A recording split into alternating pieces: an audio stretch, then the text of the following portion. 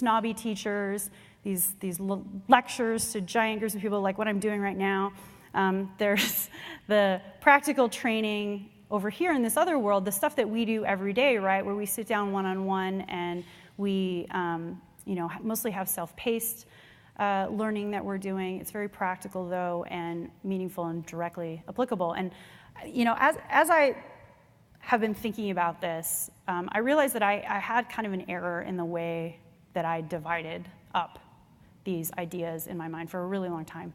And I think that what I was ascribing to education was really just a lot of bad teaching. And a lot of the training that I've gotten in my life has been really great, right? So if I think back to my bachelor's degree, I had this terrible, terrible class, and this was right about the time when I decided I was going to become a sysadmin. And I was in this class, and the professor, his assignment was to take this Stephen McConnell book on software engineering and read 4 chapters and summarize it.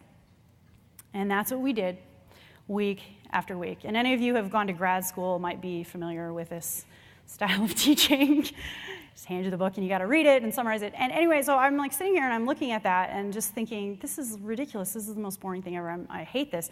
And then on the other hand, I had this great job. I was working at the computing center. I was learning about Linux security. I was breaking into machines, which is awesome. I was getting in trouble, which was also great. And I wasn't getting fired, which was the best.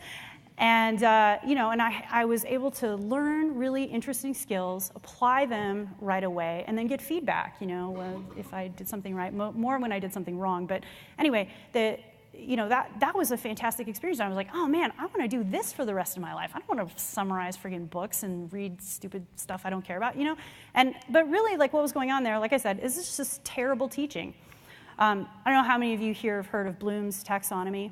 Yeah, usually we see it as a pyramid here. I like this picture better. But anyway, so down at the bottom, we've got these really, the fundamental skills, the fundamental things that you need to learn, right? You need to understand and remember some things about what you're trying to learn. So in that engineering class, that's all we did. We just memorized facts and then regurgitated them.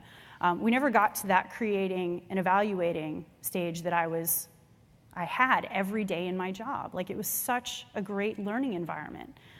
So I really think that we've already kind of figured out how to create that learning environment, right? Like, I talked to a lot of, I've got a colleague here, Steve, in the audience. He works at the University of Oregon, and they have student training programs there, and he teaches a class there. And that learning